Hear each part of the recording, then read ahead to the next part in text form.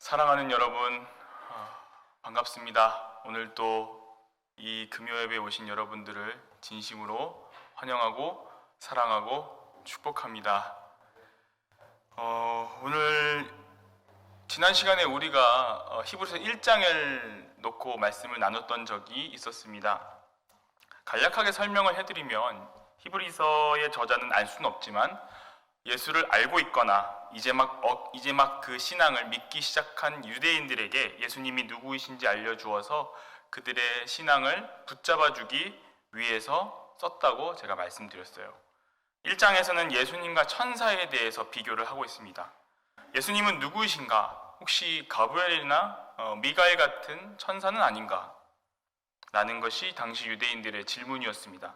하지만 히브리서 기자는 예수님은 하나님의 아들이시며 우리를 구원하기 위해서 이 땅에 오셨다. 그리고 예수님은 근본 하나님의 본체이시며 하나님과 동등하신 분이다. 때문에 예수님은 천사와 다르며 천사보다 훨씬 더 우월한 분이라는 것을 우리 히브리서 1장에서는 서술하고 있습니다.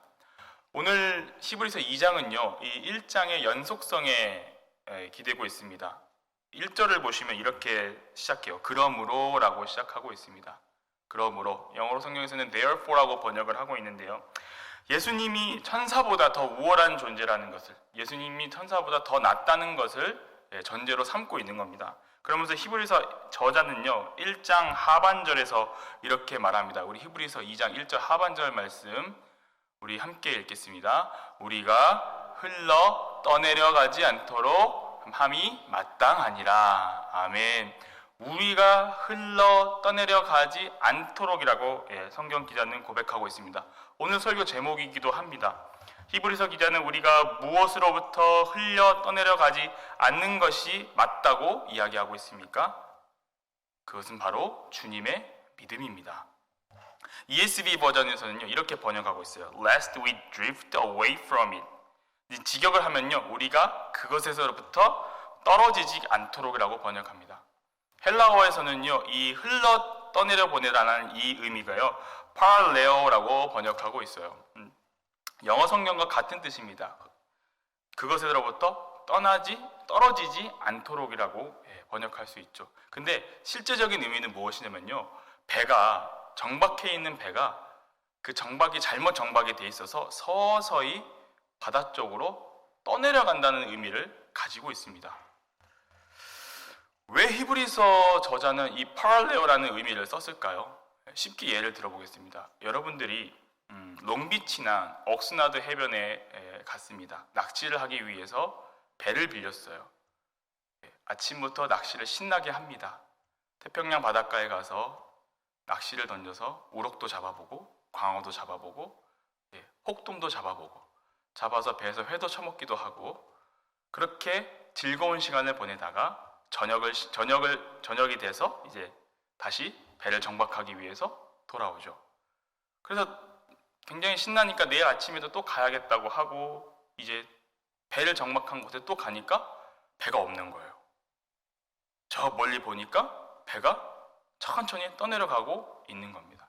이게 parallel라는 거예요. 생각해 보십시오.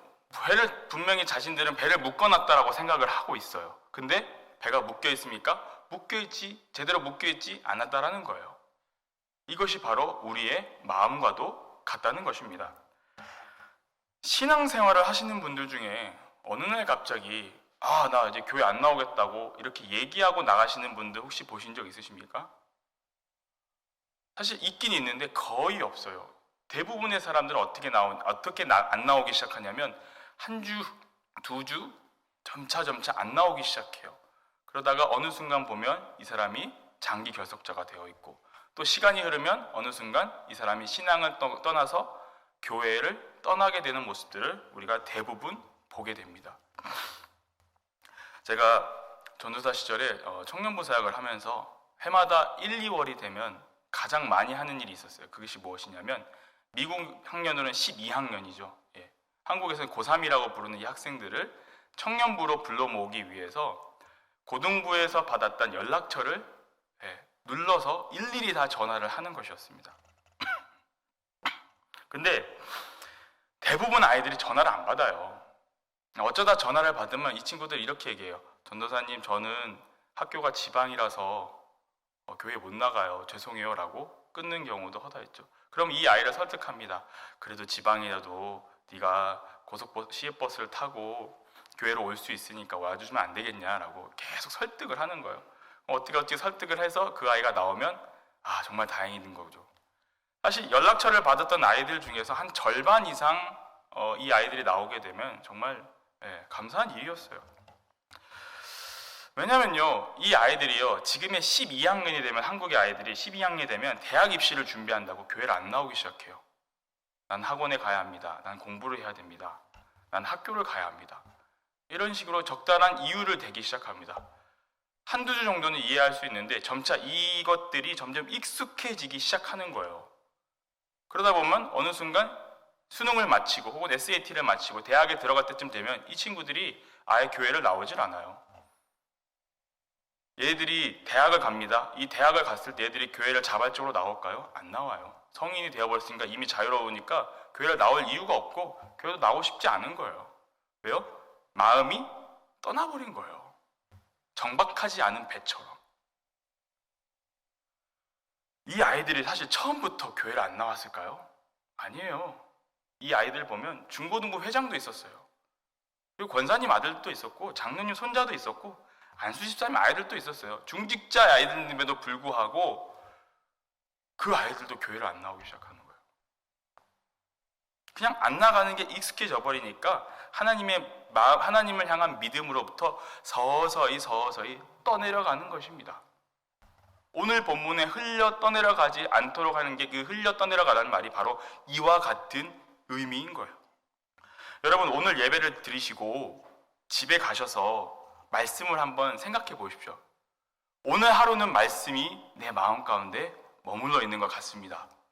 그런데 그 말씀이 내 마음 가운데 제대로 정박이 되어 있지 않다면 그 말씀은 점점 떠내려가기 시작합니다. 나한테서 슬금슬금 떠내려가요. 근데 처음에 못 느껴요. 왜냐하면 어느 정도 그게 남아있거든요. 하지만 시간이 흐르면 흐를수록 그게 내 마음에 묶여있지 않으면 그냥 그 말씀은 나와 상관없는 말씀이 되어버리는 거예요. 여러분, 이게 우리가 신앙생활을 하면서 말씀을 많이 들었지만 내 생활이, 그리고 내 신앙생활이 달라지지 않는 이유입니다. 말씀을 보고 듣는데 내 생활이 달라진 게 없어요. 달라지지 않아요. 그냥 그 마음에서 그냥 흘러 떠나버린 것입니다. 내가 들은 것 같긴 한데 어느 날 갑자기 돌아봤을 때는 아무것도 남아있는 게 없어요. 왜요? 말씀이 떠나버렸기 때문입니다. 예수님께서 항상 이런 말씀을 하셨어요. 들을 귀 있는 자는 들을지어다. 듣는 사람은 많다는 거예요. 듣는 사람은 많은데 그 말씀을 내 가슴 안에, 내 마음에 정박시켜 놓는 사람은 많지 않다라는 거예요. 만약에 들을 귀가 있어서 들었던 사람들은 예수님이 하라는 대로 했던 사람들이겠죠. 그렇지만 듣는 사람은 많은데 그게 행동으로 나오지가 않는다는 거예요. 이것은 말씀을 받는 우리들의 자세 역시 중요하다는 것을 알려주고 있습니다. 내가 그 말씀을 더 유념함으로 받지 않는다면 그 말씀이 우리를 변화시키지 않고 그냥 흘러보내버린다는 것입니다. 오늘 우리가 본문 읽었던 1절에서 더욱 유념함으로라는 단어가 있습니다. 여러분 성경책 찾아보시면 더욱 유념함으로라고 그 앞에 써 있어요. 우리가 흘러 떠나버리지 않도록 함이 마땅하니라. ESV 성경에서는 뭐라고 번역이 되냐면 We must pay much closer attention to what we have heard. 그러니까 직역하면 더 내가 들었던 것을 더 집중하라는 겁니다. 더 집중하라는 거예요. 흘려 떠나보내지 않도록 정박한 배를 꽉 닻을 내려서 고정시키라는 거예요. 그래야 떠나보내지 않는다라는 것입니다. 근데 또 재밌는 게요. 여러분 1절에서 뭐라고 되어 있냐면 우리는 이라고 번역하고 있어요. 우리는 주어가 우리라는 거예요. we, 너와 나, 우리. 그러니까 히브리서 저자는요. 나뿐만 아니라 여러분도 그렇고 우리 모두가 하나님의 그 믿음을 흘려 떠나보내지 않도록 하는 것이 마땅하다는 것을 이야기하고 있어요. 그것은 이 본문에 나와 있는 수신자와 발신자뿐만 아니라 지금을 살아가고 있는 우리 모두에게도 적용이 되는 줄 믿습니다. 여러분, 잔잔한 바닷가를 혹시 보신 적 있으십니까? 바다는 분명히 잔잔해 보입니다. 우리 눈에는 분명히 잔잔해 보이지만 그 밑을 깊게 들어가 보면 바다는 끊임없이 조류가 흘려보내고 있죠? 그 말은 무슨 말이에요? 우리 눈에는 보이지 않지만 계속해서 흘려 떠내려가고 있다는 겁니다. 만약 우리가 해수욕장에서 튜브를 이렇게 바다에 얹어놓고 우리가 그 바다 위에 올라가서 튜브에 올라가 앉아있으면 어느 순간 시간이 흘러있으면 우리가 해변가 밖을 멀리 떨어져 있는 우리 모습을 발견하게 됩니다. 왜요? 우리는 느끼지 못하지만 어느새 바다는 우리를 흘려보내고 있는 것이죠. 그리스도인들은요, 이런 그 흘려보내는 이 조류를 거슬러 올라가야 살아갈 수 있는 사람인 줄 믿습니다. 그렇다면 여러분, 여기서 질문이 나가죠. 그렇다면 거슬러 올라가는 그 힘은 어디에서부터 나오는 것일까요? 그것이 바로 하나님 말씀에서 나오는 것입니다. 우리가 은혜를 받고 우리가 겸손함으로 말씀을 받아서 말씀을 내 마음에 정박시키고 수시로 말씀을 돌아보면서 집중하고 돌아보면서 그 말씀이 과연 나의 삶 속에서 어디에 어떻게 적용되는지 그 말씀을 통해서 날마다 새로워지는 것을, 그리고 또 하나님이 원하시는 것이 무엇인지를 계속해서 점검하는 것이 그리스도인의 삶인 줄 믿습니다. 우리는 계속해서 질문해야 돼요. 저는 이 질문이라는 것을 기도라고 표현하고 싶습니다. 날마다 말씀을 읽고 듣고 묵상하면서 하나님 앞에 끊임없이 질문을 던지는 거예요. 하나님, 내가 어떻게 살면 좋겠습니까? 하나님, 내가 오늘 하루도 어떻게 살아가길 원하십니까? 끊임없이 하나님 앞에 질문을 던지는 거예요. 그렇게 해야 우리가 들었던 말씀이, 하나님의 말씀이 교회에서만 끝나지 않습니다. 일상에서도 쭉 이어질 수 있는 거예요.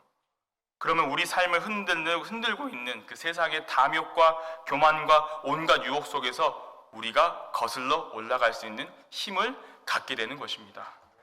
자, 그렇다면 우리가 말씀을 잘 붙들어서 얻을 수 있는 것이 무엇이겠습니까?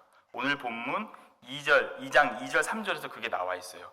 여러분, 2장 2절을 보시면요, 이렇게 성경은 기록하고 있습니다. 천사들이 통하여 하신 말씀이 견고하게 되어 모든 범죄함과 순종하지 아니함이 공정한 보응을 받았거든. 지금 본문은 천사들을 통하여라고 말씀이요, 천사들을 통하여 하신 말씀이라고 언급하고 있습니다. 여러분, 당시 유대인들은 이런 생각을 가지고 있었어요. 구약의 율법은, 즉 모세를 통해 하나님께서 내려주신 그 율법은 천사들을 통하여서 주신 말씀이라고 인식하고 있었습니다. 그 근거를 어디서 찾을 수 있냐면 갈라디아서 3장 19절 말씀인데요. 갈라디아서 3장 19절 우리 함께 읽도록 하겠습니다. 그런즉 율법이 무엇이냐? 범법함으로 더하여진 것이라. 천사들을 통하여 한 중보자의 손으로 베푸신 것인데 약속하신 자 오시기까지 있을 것이라. 아멘. 천사들을 통하여라고 사도 바울이 기록하고 있습니다. 이게 그 당시에 유대인들의 통념이었어요. 그래서 사도 바울이 지금 이렇게 이야기하고 있죠. 천사들을 통하여 한 중보자의 손으로 베푸신 것인데 이것이 언제까지입니까? 약속하신 자손이 오시기까지 있을 것이라고 기록하고 있어요. 이 약속하신 자손이 누구예요? 예수 그리스도시죠. 자, 근데 여러분 오늘 본문 그 히브리서 2장 2절을 보시면 뭐라고 되어 있냐면요, 모든 범죄함과 순종하지 아니함이 공정한 보응을 받았다라고 이야기합니다. 무엇을 얘기합니까? 율법을 어기는 사람은 벌을 받는다라는 거예요. 이해가 되시죠? 천사들을 통해 주신 구약의 율법 말씀도 하나님의 법적인 효력이 있다라는 겁니다. 하물며 여러분 3절에서 이렇게 이야기해요. 큰 구원이라는 단어가 나옵니다. 여러분 히브리서 2장 3절에 보시면 우리가 이같이 큰 구원을 등한히 여기면 어떻게 되겠냐라는 거예요. 하나님의 천사를 통하여 주신 하나님의 율법도 율법을 어기면 하나님께서 보응을 하시는데, 벌을 주시는데, 하물며 예수님이 이같이 우리에게 주신 큰 구원을 우리가 업신여기거나 가볍게 여기면 우리는 어떻게 되겠냐라는 거예요. 무엇을 의미합니까? 2절과 3절을 통하여서 히브리서 기자는요, 예수님과 이 천사의 우월성에 대해서 다시 한번 쐐기를 받고 있는 겁니다. 하나님의 예수님의 큰 구원이 천사를 통해 이루어 주신 율법보다 더 크다라는 것이죠. 구약의 율법도 물론 효력이 있는데 구주 예수 그리스도께서 십자가에 달려 죽으신 그 구원이 더 컸으면 컸지 작지 않다라는 겁니다. 즉 예수님을 통해 주시는 그 큰 구원의 말씀, 그 복음을 절대로 흘려 보내서는 안 된다라는 것을 히브리서 기자는 이야기하고 있어요. 왜 근데 큰 구원일까요? 그냥 그 구원은 구원인데 큰 구원이라고 성경은 기록하고 있습니다. 히브리서 성경은. 그것은요, 구약의 율법은요, 아까 갈라디아서 3장 19절을 보셨듯이 예수님께서 오시기 전까지의 유대인들에게만 한정이 되어 있었습니다. 율법은요. 그런데 예수님의 구원은 어떻습니까? 3년의 공생의 기간 동안 예수님의 사역을 봤던 사람들이 예수님이 부활 승천하신 이후에 그 말씀을 다른 사람들에게 전달하기 시작하고 또 그 말씀을 전했던 사람들이 또 전달하고 점하고 전파하여서 오늘날 우리에게까지 그 구원의 역사가 이루어지고 있는 것이죠. 예수님께서 이를 약속을 하셨죠. 내가 너를 고아와 같이 버리지 아니하고 보혜사 성령을 허락하시겠다고. 예수님께서 부활 승천하신 이후에도 하나님은 성령을 통하여서 우리를 구원해 주신다는 것을 밝혀주고 있습니다. 참 신기하게도요, 인간의 역사는요, 예수님의 탄생 이전과 이후로 나뉩니다. 어마어마하게 큰 역사하심이죠. 우리는 보통 연도를 정할 때 BC와 AD라고 얘기합니다. BC는 뭐예요? Before Christ. AD는 Anno Domini라는 라틴어인데 번역하면 After Jesus Christ. 무슨 의미입니까? 예수를 믿지 않는 사람들이든 간에 예수 그리스도의 탄생은 인간의 역사 가운데 가장 중요한 사건이라는 거예요. 인간의 역사의 가장 큰 중요한 사건이 바로 예수 그리스도의 탄생과 오심인데 하물며 그 구원의 역사하심은 커면 컸지 작지 않았을 거라는 거예요. 여러분, 이 큰 구원이 예수님이 부활 승천하셨던 그 초대교회 상황에서부터 지금 현대를 살아가는 우리들에게 오기까지 얼마나 많은 장애물들이 있었을 것 같습니까? 얼마나 많은 저항들이 또한 있었을까요? 수많은 사람들, 수많은 세력들이 그 복음의 전파를 방해하기 위해서 몸부림을 쳤습니다. 하지만 그럼에도 불구하고 그 큰 구원을 하나님은 우리에게 허락해 주셨습니다. 왜요? 이것이 바로 하나님의 창조의 목적이었기 때문입니다. 창조된 인류의 타락으로 독생자 예수 그리스도를 통해 구원이 성취되었고 그 이후에 예수님께서 부활 승천하신 뒤 복음이 전파되기 시작합니다. 예수님의 오심으로 인해 인간의 역사가 아까 말씀드렸듯이 나누어진 것이죠. 그래서 이 큰 구원의 사건이 중요하다는 것입니다. 1장에서 분명히 히브리서 저자는 천사보다 예수님이 우월하다는 것을 분명히 얘기했어요. 히브리서 1장에서는. 근데 그 이야기를 2장에 와서 또 하고 있어요. 히브리서 저자는. 왜 자꾸 천사랑 비교하는 걸까요? 왜 자꾸 유대인들은 예수님보다 천사를 찾기 시작했던 걸까요? 간단한 이유이지만 되게 씁쓸한 이유예요. 그것은 예수님이 천사보다 못나 보였기 때문이에요. 여러분, 이사야 6장을 보시면요, 이사야가 환상을 봅니다. 어떤 환상을 보죠? 스랍 천사들이 하늘을 날아다니면서 하나님께 찬송을 하고 있습니다. 근데 날개가 몇 개입니까? 몇 개죠? 몇 개인가요? 6개입니다. 6개.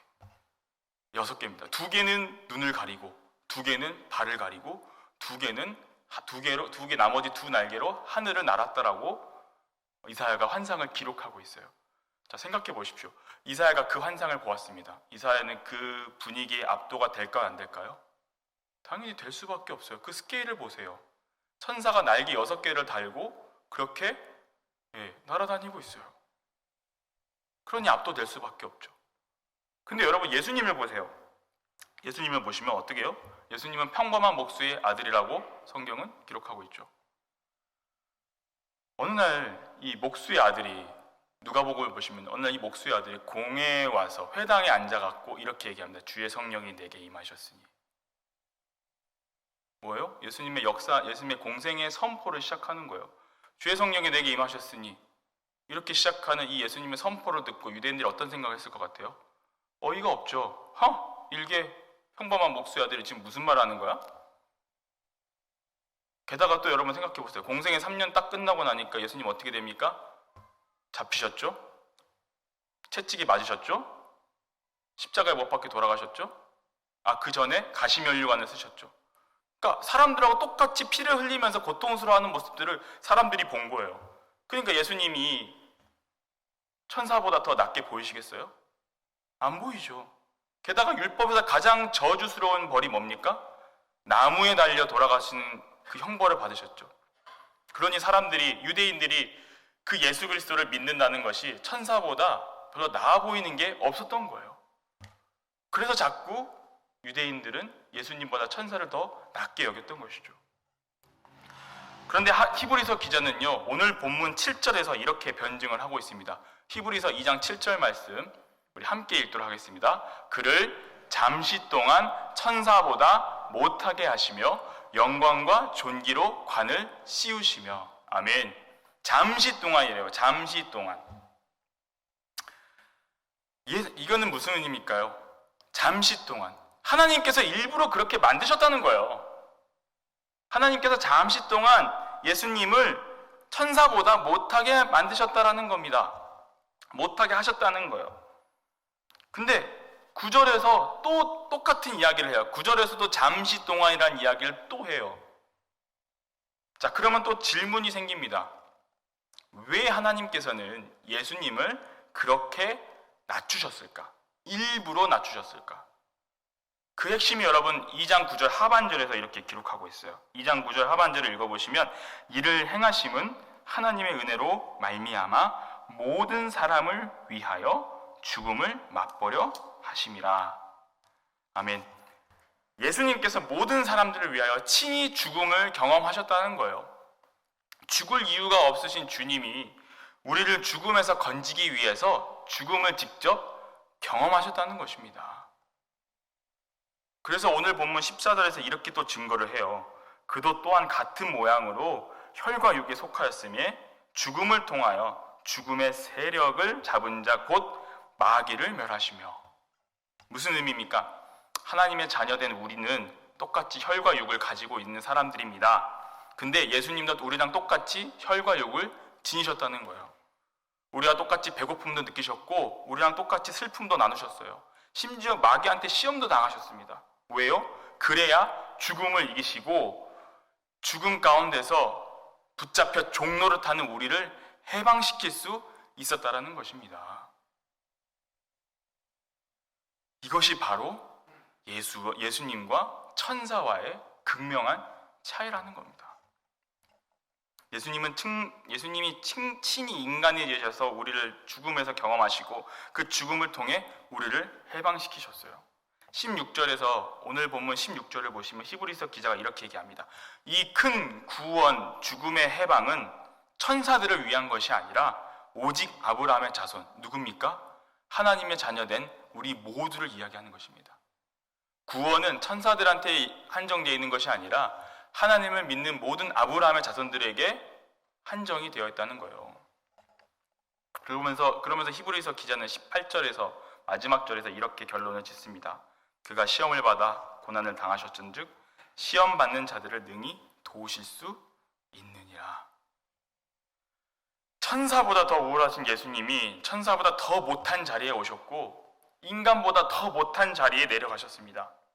왜냐면요, 시험 받는 자들을 능히 도우시기 위해서입니다. 이것이 바로 오늘 히브리서 2장에서 이야기하는 큰 구원이심을 여러분 믿으시기 바랍니다. 이것이 곧, 이 큰 구원이 곧 우리에게 주는 복된 소식, 복음이에요. 근데 여러분, 우리는 이 소식을 과연 복음, 기쁜 소식이라고 생각하고 계십니까? 대부분의 사람들은, 또 우리를 포함한 모든 우리 사람들은요, 이렇게 생각할 거예요. 참 이기적이에요. 우리는 오늘 내가 어제 벌었던 돈보다 어제 돈을 더 벌고 직장에서 승진하고 자녀들이 잘 먹고 잘 사는 소식이 사실은 복음보다 더 좋아요. 통장에 돈이 얼마 들어있는지, 이게 예수님 십자가 사건보다 사실 더 듣기 좋아요. 그게 인간이에요. 안타깝지만 그게 우리의 수준이에요. 그래서 우리에게 이 복된 소식, 그리고 이 복음을 히브리서 기자는 오늘 2장 1절에서 얘기했듯이 흘려 떠나보내지 않도록 하라고 이야기하는 것입니다. 지금도 여러분, 죄송한 말씀이지만 우리도 항구에서 멀어져 가는 배가 될 수 있습니다. 그게 멀어져서 사라져 버릴 수도 있어요. 항구에서 멀리 떨어져서 항구조차 보이지 않는 아주 멀리 떨어져 버린 배가 될 수도 있다라는 것입니다. 오늘 우리의 마음을요, 다시 한번 예수 그리스도의 그 큰 구원에 묶어두시기를 소망합니다. 거슬러 올라가는 것이 사실은 두려울 수 있어요. 그렇잖아요. 무섭고 힘들 수도 있고 어려울 수도 있어요. 근데 주님이 이렇게 말씀하셨죠. 요한복음에서 내가 너희를 고와 같이 버려두지 아니하고 너희에게로 오리라. 이것이 우리 주님께서 약속하신 말씀입니다. 예수님이 눈에 보이진 않지만 예수님께서 이렇게 약속하셨어요. 그래서 우리에게 무엇을 약속하셨어요? 보혜사 성령. 그렇기 때문에 우리는 그 큰 구원을 얻고 믿고 떠나가지 않도록 배를 단단하게 묶을 수 있는 줄로 믿습니다. 사랑하는 여러분, 성령의 깊은 탄식을 통하여서 오늘 이 시간 우리의 마음에 복음을 강하게 묶어두시기를 바랍니다. 오늘 우리가 원하는 것이 잘 되지 않고 오늘 우리가 꿈꾸는 것들이 잘 안 될 때가 있어요. 그게 사람의 마음인지라 되게 안타깝고 슬플 때도 있고 소위 시쳇말로 그냥 정신이 나가버릴 때도 있어요. 그럼에도 불구하고 하나님은 살아계셔서 우리의 구주가 되고 우리의 생명이 되심을 여러분 믿으시기 바랍니다. 오늘 또 우리 마음을 열어주신 것을 바라보시면서 그것을 기뻐하시면서 감격하면서 나아가는 우리 복음 장로교의 모든 성도님들 되시기를 주님의 이름으로 간절히 축원합니다.